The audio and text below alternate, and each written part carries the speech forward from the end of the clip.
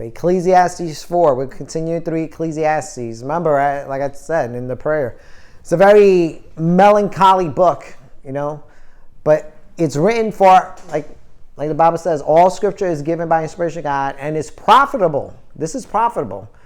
There's some people that, especially nowadays, say, oh, toxicity. I don't want to be around toxic people or toxic subjects. That's not how the Bible is written.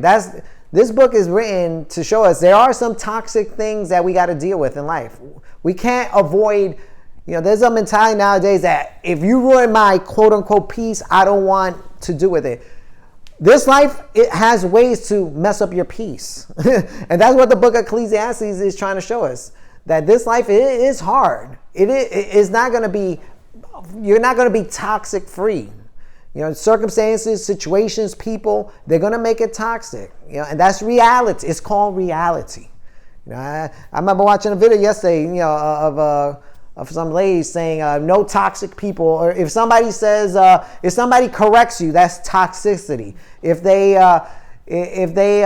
don't agree with you, they're toxic. That's not how. First of all, that's not what biblical toxicity is. There are toxic people in the Bible, but those people, no. Somebody that corrects you is not toxic. Somebody that gives you advice or suggestions or even corrects you, that's not toxicity. So we got to get our minds right. So let's just go. Ecclesiastes 4 verse 1. Again, I saw all the oppressions that are done under the sun, and behold, the tears of the oppressed, and they had no one to comfort them. So Simon saw all the oppression, people that had authority over other people, and they were oppressing them. They were taking advantage of them, using them, and nobody was there to deliver them from their oppression. On the side of their oppressors, there was power. So the people that were oppressing those that were crying, that the tears of the oppressed, they had power, and there was no one to comfort them. Okay, now the question is, who's the them? Is it the oppressors? That makes no sense. So the oppressors need comforting from committing oppression against the people? No, it's still talking about the people that are oppressed, that there's nobody to comfort them, that those that are oppressing were in power. They had authority, and they were using violence. They were using tactics to take advantage of them, and nobody was there to help them. And he saw this under the sun. That's the world we live in, guys. There's a lot of oppression in this world. It could be in your community. It could be in your job. It could be in a nation. There's oppression, and there's nothing new under the sun. He saw it. I saw all the oppressions. Verse 2. And I thought this is what he said. And I thought the dead who are already dead more fortunate than the living who are still alive. So he came to the conclusion. He said, you know what? The people that are dead are in a better state than those that are living. You say, you know what? They're better off. When you really analyze it, they're better off. But then he went further and said this. But better than both, talking about the dead and the living, but better than both is he who was not yet born and has not seen the evil deeds that are done under the sun. So he's saying it's better if somebody who never was born, maybe like a stillborn child, they never saw what happens in this world. The dead that die, they don't see no more, but they experienced it. The living are experienced it, but better is he that never existed, that never was born. Go to Job 3. I remember even Job said this in Job 3:16. He said he wished he was stillborn. He said this. Well, let me start at verse 11 when he talked about being born. Why did not I perish at birth? Why did I not die as I came from the womb? Where were the knees to receive me and the breasts that I should be nursed? For now I will be lying down in peace. So he's saying, look, if I died at birth, I'll be at peace. I would be asleep and at rest with kings and counselors of the earth who built for themselves cities now in ruins, or with princes who had gold, who filled their houses with silver.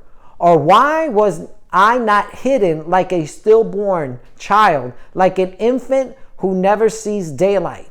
There the wicked cease from raging, and there the weary find rest. So Job's desire was, I wish I was never even born, or I wish I was stillborn. If I was stillborn, then I wouldn't have experienced this. He would have just died in his mother's womb. He never would have seen all the oppression under the sun. Go back to Ecclesiastes. Verse 4. No, okay. Yeah, verse 4. Then I saw that all toil and all skill in work come from a man's envy of his neighbor. So Solomon noticed that the reason why people get into certain professions or they work hard or work overtime is because they're jealous over something that someone has. It motivates them. That's the motivation for them to work. It's a fact, Well, unless you have the Spirit of God, then you're more humble and you're doing it for the service of God. But the natural man, that's how they are. The reason why they get into profession is because they envy. They want that car. They want those sneakers. They want that house. Is because they're jealous of their neighbor. This is also vanity and striving after wind. So he's like, you know what? You're jealous. It's pointless. It's just a house. It's just a car. But yet there you are. It said what? Then I saw all toil. So they're toiling. Toiling is not pleasant. I like that word toil. It sounds painful. It doesn't sound like pleasing. So they're toiling because they're jealous, and that's like striving after the wind. Or as the King James say, it's vanity. It's pointless. All right, verse 5. The fool folds his hands and eats his own flesh. Click on that. Because again, that's a Hebraic. In the Hebrew, is they use like analogies, and from that analogy, you got to decipher what it's trying to say.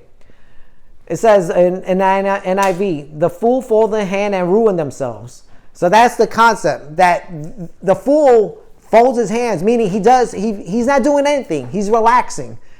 Instead of putting his hand to work, he folds his hands and he ruins himself. There's things that got to be done. If you don't get things, if you don't work, you're not going to eat. That's come in the ESV. The literal interpretation says he eats his own flesh. He's devouring himself. He thinks he's at peace. He's relaxed. He's not being negative, but he's destroying himself. So don't be that guy that always folds in your hands. And I'm sorry, I'm gonna say, when I think of folding my hands, I think of people playing with their game, their little remote, the controller.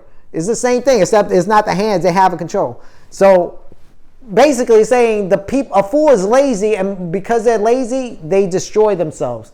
Go back. Okay.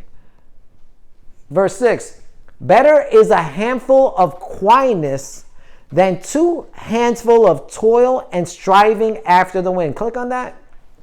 Better is a handful of quietness. I think the NIV had it. It says, better 1 handful with tranquility than 2 handfuls with toil and chasing after the wind. In the sense, it's better to have a little, with quietness. If you're doing, but you're not working overtime or working super hard to get to a position, if you're just content, it's better for you to have that than 2 handfuls with toil. So you're working hard to get those 2 handfuls, to get your hand that full, and chasing after wind.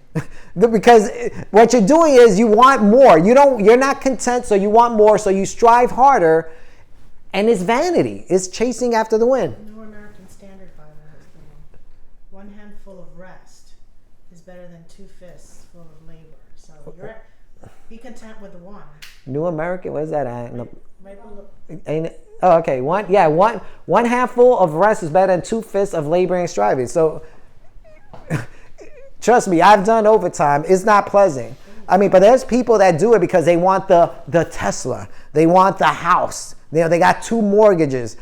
It's better just to have 1 handful with rest. Say, I got everything I need. I'm good. Than working your butt off trying to pay for a Tesla that you can't afford. All right? So have that mentality, because that's striving after the wind. You're chasing after the wind. You're destroying yourself. Go back. Verse 7. Again, I saw vanity under the sun. So now Solomon's seen another thing that's vain.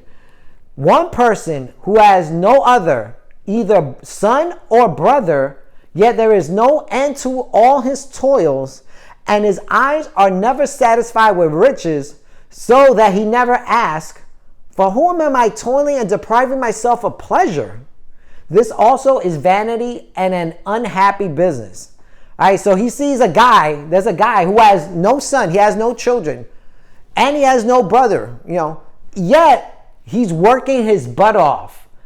And he's working so hard, his eyes are never satisfied with working so hard to get more.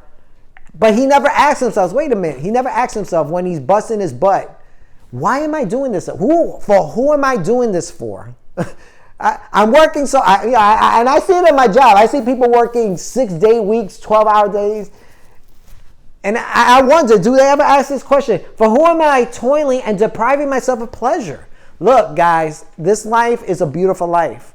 Enjoy it. You only got one life. Enjoy it. Of course, there are responsibilities you got to take in life.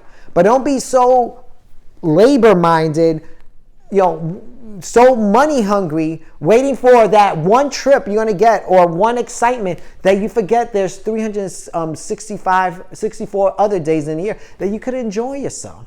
You don't need to work all that hard to get that and you don't even enjoy life. Enjoy life. God has given us creation. You could walk down the park. You could just walk anywhere. You could, just talk, play cards. But yet there's people out there, they never ask this question. For whom am I toiling, depriving myself of pleasure? Say, wait a minute, I'm working 10 hours and I only got an hour and then I, eat, take a bath and go right to bed and then got to go to work. Why am I denying myself a pleasure? They never ask that. Trust me, in my job, I see it. Enjoy life, guys. Don't be so, but that's why it's important, especially children, that you make sure you have a good foundation for your career path, because if you don't, you're going to be striving not because you're trying to deny yourself pleasure. It's because you have to. Don't be in that situation. But if you have the resource, if you have the income, don't keep saying I'm not content with this car, I want that car, so thus I'm gonna work so many hours and now I'm not gonna enjoy life. No, don't do that, please.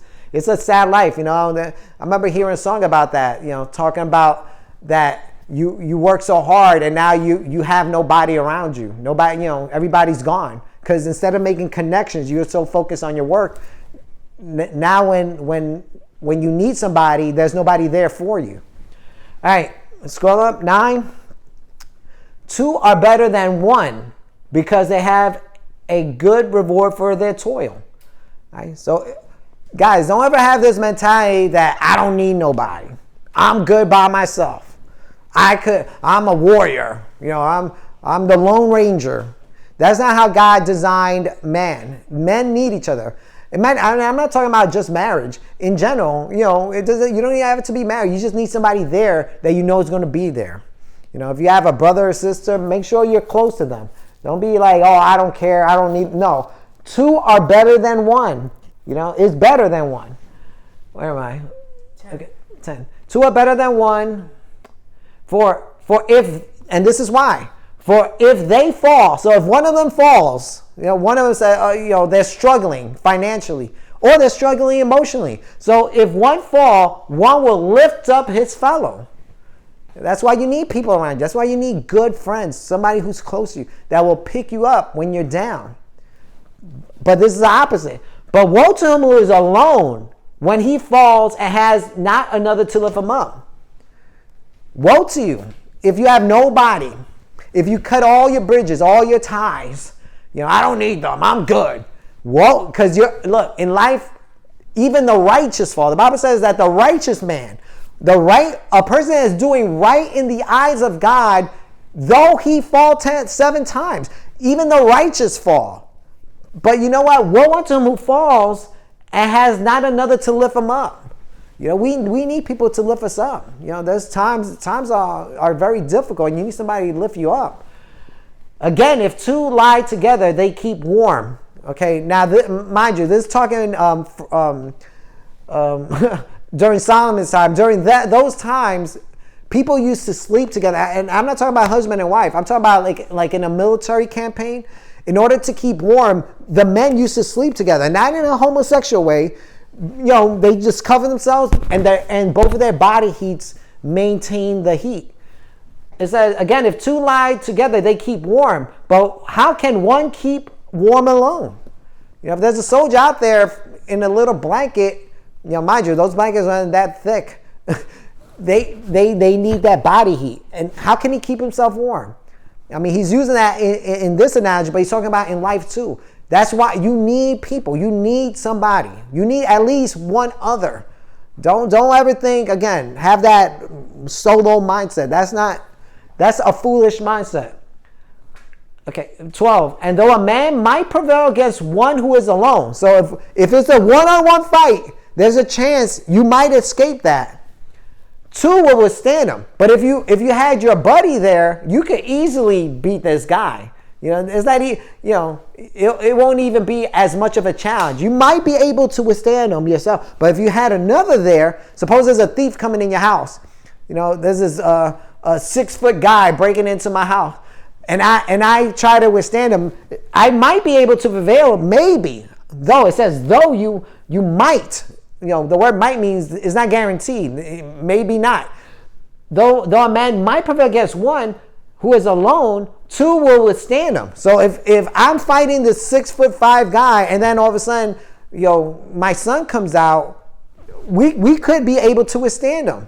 But then it said this: a threefold cord is not quickly broken. But if there's three, not just one other, if you have three, that guy has no chance. I don't care if he's I don't care if he's Shaquille O'Neal. He has no chance. So that's why it's important. These from 9 to 12 is telling us, look, you cannot go through life alone. You're going to need people. Don't ever cut your ties. Don't ever, of course there's some ties that need to be cut, but don't cut every bridge. Don't burn down every bridge. Especially your family. You really need them in this life, because there's situations where there's going to be somebody that wants to prevail against you, who's going to oppose you. So 13. Better was a poor and wise youth than an old and foolish king who no longer knew how to take advice.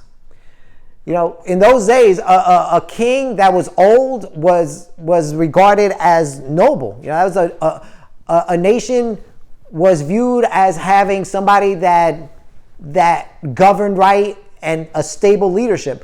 But woe unto him! Better was a poor and wise youth than an old and foolish king who knew no longer how to take advice. Once an old king decides, I'm not going to take advice, I'm not going to take any warnings, it's better for a poor and wise youth. Is that guy in the kingdom that's a nobody, that's poor, but he's wise, he's better than that old and foolish king. And it's going to continue in that mindset. For he, talking about the poor and wise youth, for he went from prison to the throne. So this poor and wise, he went from prison, and all of a sudden, it reminds me of, what's his name? Joseph. He was in prison, and yet he was in the throne. He was a nobody, but he was wise. Because in the end, if you're wise, your wisdom will get you places. For he went from prison to the throne, though in his own kingdom he had been poor. So again, the poor and wise youth was poor, but now all of a sudden he's ruling. Verse 15, I saw all living who move about under the sun, along with that youth who was to stand in the king's place. So now he's having like a vision. He saw the people all living following this young youth that replaced the old and foolish king. There was no end of the people. Talking about the people that was following this young man. There was no end of the people, all of whom he led. Yet those who come later will not rejoice in him. So in other words, even though this poor and wise youth took control of the nation, later on everybody's going to forget about him. It reminds me in the book of Proverbs about there was a poor wise man who saved a city. He saved the city, and you would think, oh man, they would place him in a place of honor and privilege. But the book of Proverbs says that man that saved the city, that wise man that saved that poor and wise man that saved the city, nobody remembered him. And it's sad. It's sad that somebody who's wise leads, and then once people get what they want, they forget about them. You got used, you did your job, and then they're like, okay, we don't need you anymore. That's what happened to this guy. Let me read it again. In verse 15, I saw all the living who move under the sun, along with that youth who was to stand in the king's place. There was no end of all the people of whom he led, yet those who came later will not rejoice in him.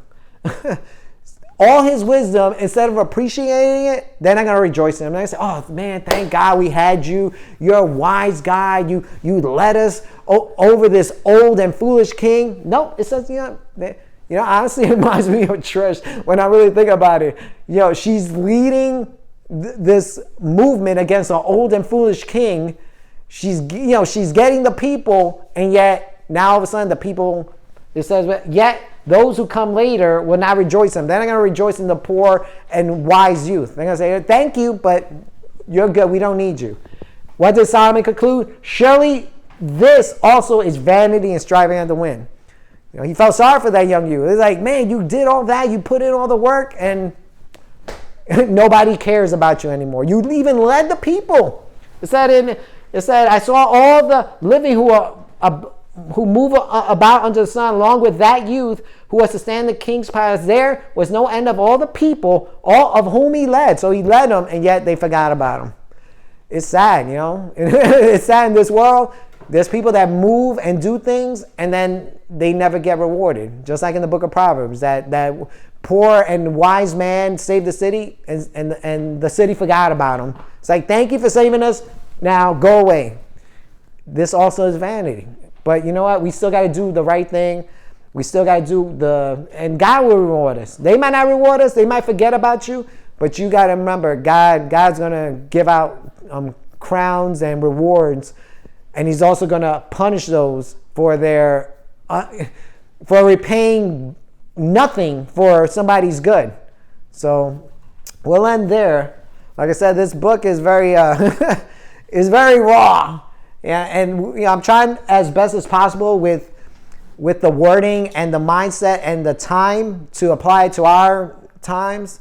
But so just remember, there's a lot of stuff happening. Don't get caught up in trying to pursue riches and all that, because it's just gonna enjoy life, guys. And don't be a lone ranger. Always try to keep tight connection with people, because you never know when you're gonna need somebody. There's gonna be a time when you're gonna need somebody, so you better make sure you're close to somebody, because if you're not, when that time comes, woe unto you. You're gonna be alone. So we'll end there. Thank you. Anybody has a question, observation, concern, comment?